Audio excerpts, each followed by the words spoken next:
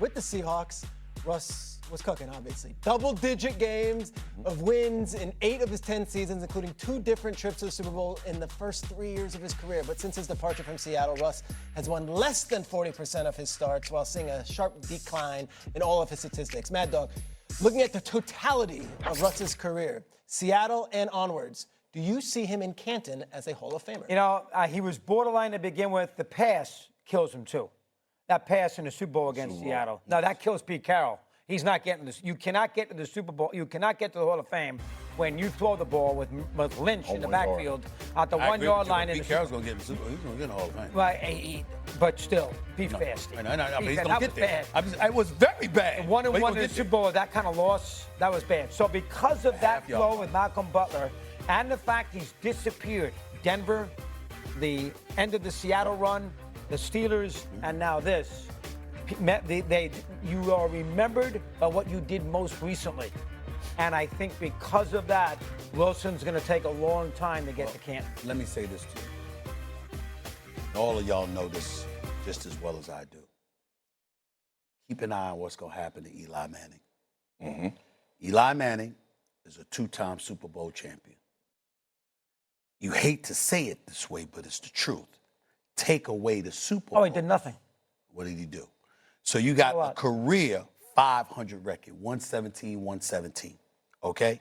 That's Eli Manning's record as a starter. You've got 7 winning seasons in 17 years. All right? A vast majority of the time you spent missing the playoffs.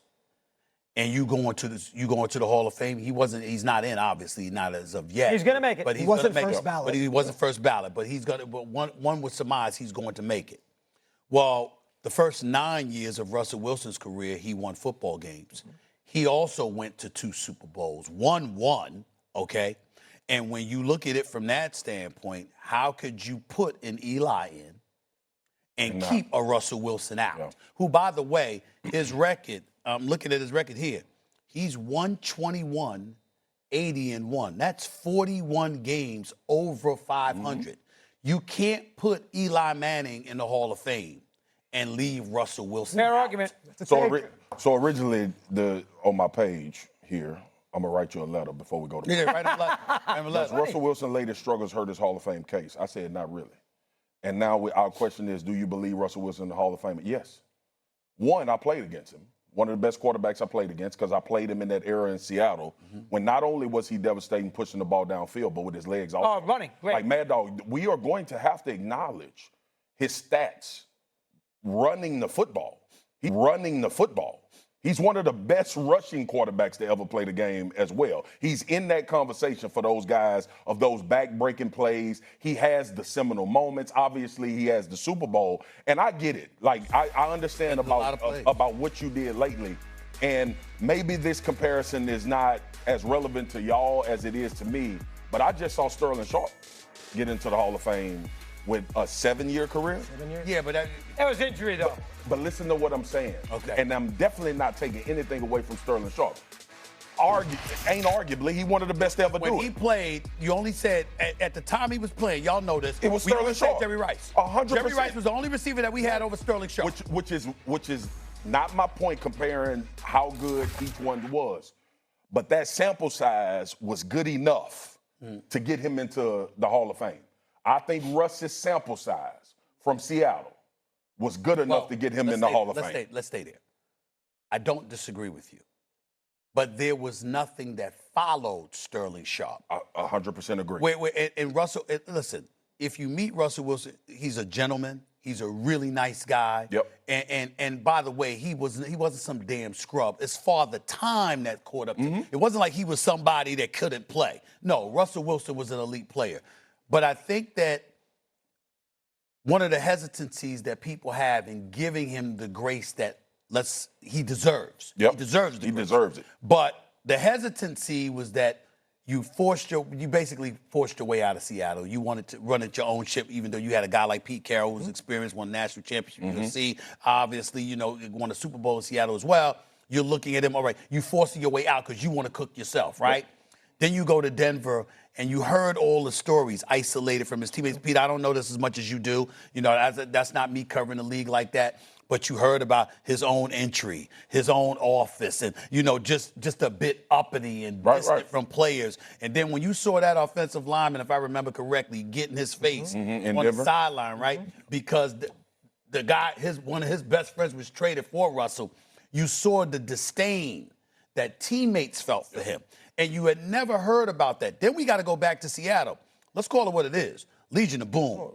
It was about the Legion of Boom when they won that Super Bowl championship. It wasn't about Russell Wilson. And a matter of fact, when he threw that interception at the half-yard line to Malcolm Butler, when they should have given the ball to beast mode, a lot of resentment was aimed at Russell Wilson's direction because it was believed that Pete Carroll and Darrell Bevell wanted him to be the hero. Wanted him to be the hero, wanted him to be the MVP instead of beast mode, Marshawn Lynch. So those kind of things are what's hurting him in terms of the narrative. But a narrative should not define, it should not usurp your production. I appreciate There's production on the football field, especially when you consider others who are in the Hall of Fame, warrants Russell Wilson being a Hall of Famer. And I completely agree, Stephen A. That's why a lot of times, man, when you think about these careers for guys, especially going to Canton, Deion a few years ago was like, who are we letting in the Hall of Fame now, right? Because we did come from a generation where that was reserved for one-of-ones, right? We have to abide by what we've seen in the Hall of Fame. Now, I have no place to talk about who should or shouldn't be in the Hall of Fame when it comes to players. I was never close to that. But I will say this.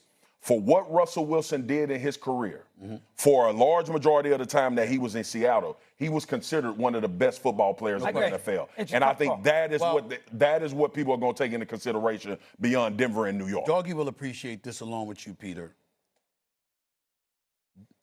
We have an obligation in our positions to call it like we see it and to be completely objective.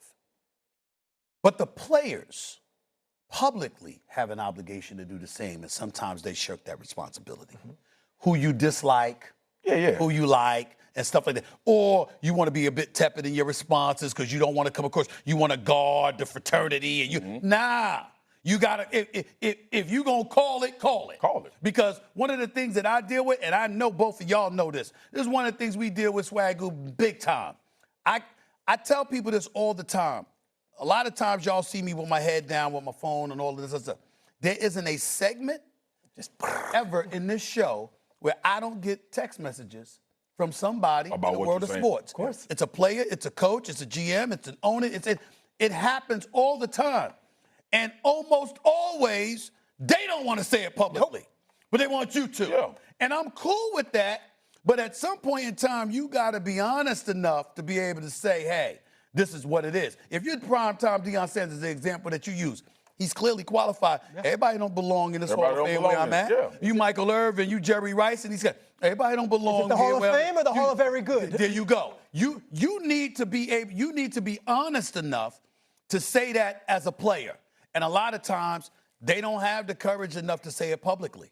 The Manning debate is going to be fascinating because his career is basically 5 games. 2 against the Pats, 2 in Green Bay, 1 in San Francisco. But he won 2 Super Bowls and he beat Brady twice. And he did it in this city. It's a very, very and nobody wants to ever say it. They want to beat around the bush. He's also a Manning. That helps too. That's a big part of it. Not to take anything away. I played against Eli in college. I played against Eli in the pros. Eli had that run of those Super Bowls and those seminal moments where he's going to get into Canton. And let's call it. But his last name being Manning matters too. But also as far as getting in Canton. But he's incredibly likable. Yeah, for sure. A really good dude. Yeah. You don't root against Eli. The problem now is once he gets in, folks are going to use him as a standard. Yes, as a standard. Because he's not a great quarterback. When you consider the ones that we... Your pen pal, Wellington Mara, used to say, once a giant, always a giant. Eli Manning was only a giant. That helps too. Wire to wire, helps too. One team, 17 years in this city. It's pen pal. I like that. Pen pal. That's good. Pen pal. I like that one too. I used to love Wellington. You may continue. The Duke.